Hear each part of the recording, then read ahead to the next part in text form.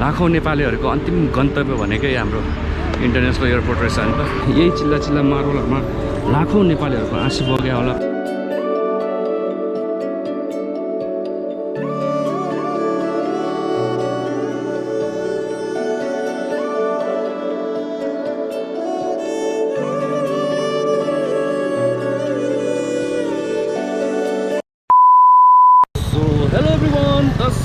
नमस्ते, welcome back to another episode of जीवन राई। र फाइनली आज जीवन राईले त्रिभुवन इन्टरनेसनल एयरपोर्टमा पाइला टेक्दैछ है त गाइज।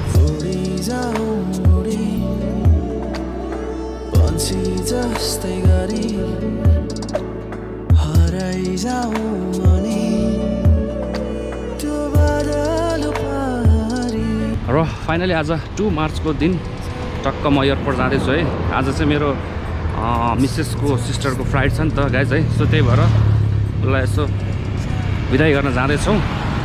म चाहिँ आज गाइज दिनभरि योभन्दा अगाडिको भ्लग हेर्नुभयो भएन, लाइसेन्स क्युआर कोड अन्य कामहरूको लागि दौडे भएर है।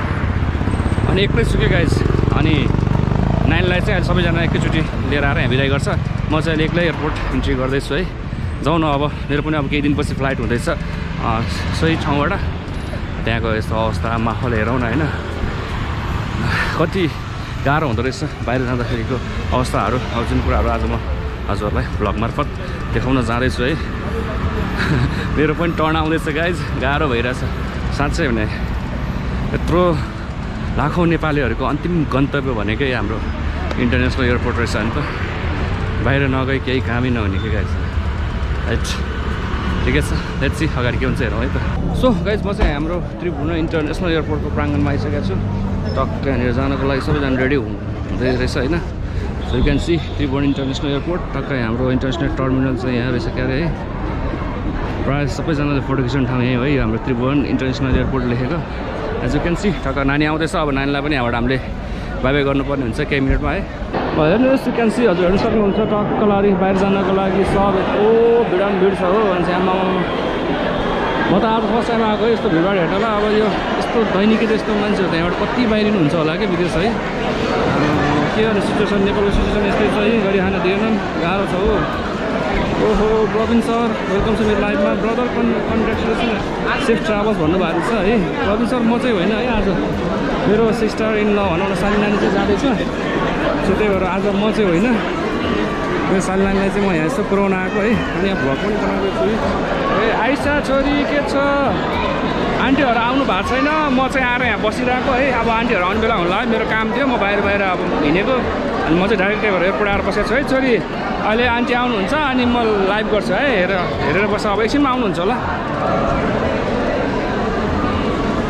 राइससँग भेट्न मन थियो। ओके रोशन ब्रदर भेट्न भइहाल्छ नि यार, के छ र। जानुभन्दा अगाडि एकचोटि भेटौँ न त होइन।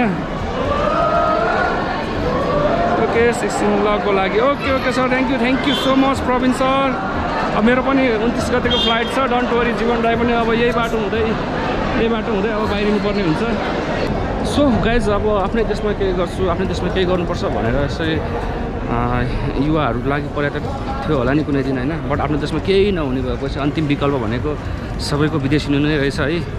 यही चिल्ला मार्बलहरूमा लाखौं नेपालीहरूको आँसु बग्यो होला, कतिको सिउँदो पुछ्या होला, कतिको रगतै बग्यो होला है। यहाँको माहौल हेऱ्यो भने नि यति टेन्सन लाग्छ है गाइज।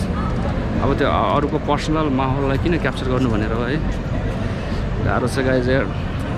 हाम्रो लिडर बनाउँदाहरूले कहिले राम्रोसँग आफ्नो लिडरसिप निभाउनु सकेन गाइज यार नेपालमा। केही छैन, अब वेटिङ आउने बेला भइसकेको छ। भर्खर फोन आएको थियो मलाई, आइपुग्ला भनेर। अब आइपुग्छ होला नानी पनि, अनि उसलाई पनि अब यहाँबाट बाई बाई गर्नुपर्ने हुन्छ गाइज। वेटिङमा छु गाइज। वेटिङमा बस्दा अरूको हेर्दा तनाव भइसक्यो। यहाँ त यस्तो माहौल छ कि क्रिटिकल है। सायद अब गइसकेकाहरूले त बुझिसक्नु भएको होला यहाँ के हुन्छ भनेर होइन। कतिलाई त अब अनुभव भइसक्यो होला। लाखौँ युवाहरू पहिलेदेखि कति वर्ष अगाडिदेखि नै आउने जाने गरिरहनु भएको छ है। म त फर्स्ट टाइम हो नि त एयरपोर्टमा यसरी बिदा गर्न आएको नि फर्स्ट टाइम हो। अब केही दिनमा आफै पनि जाँदैछु, त्यो पनि म फर्स्ट टाइम हो। A few moments later.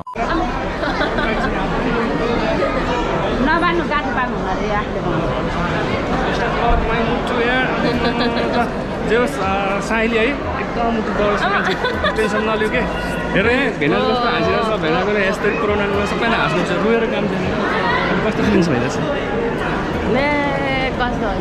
यस्तो हेर यहाँ रुनु है बेस्ट अफ लक राम्रो गर्नुपर्छ हो भने म आफै चाहेको छु मलाई त्यस्तो फिलिङ्सै आएन म यत्रो 1 घन्टा 1.5 घन्टा गर्दै यहाँ बसिरहेको छु राम्रोसँग जाने काम गर्ने है okay best of luck my dear ल सबैलाई बाई गरिदेऊ माया बाई गरिदेऊ ओके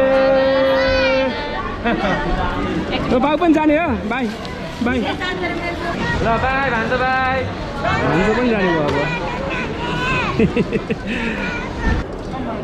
आऊ आऊ ल आन्टीलाई टाटा सुनमा पनि टाटा गरिदेऊ पहिला बाई गरिदेऊ यता यता ल त्यो झर्ने बेला हेर है तल पनि हेर्ने के कागज होइन समयभित्र पुगेर मेसेज गर है चेक इन टिकट जाँच एक्टिभ जजिरा आया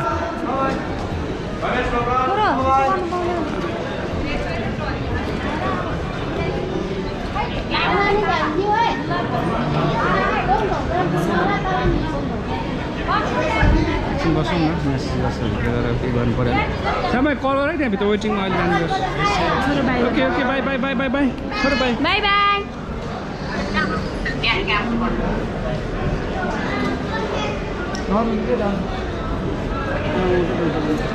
हेर्नु हुँदैन गयो गयो गयो यता आउँछ यता आऊ जानुहुन्न अब आन्टी जानुभयो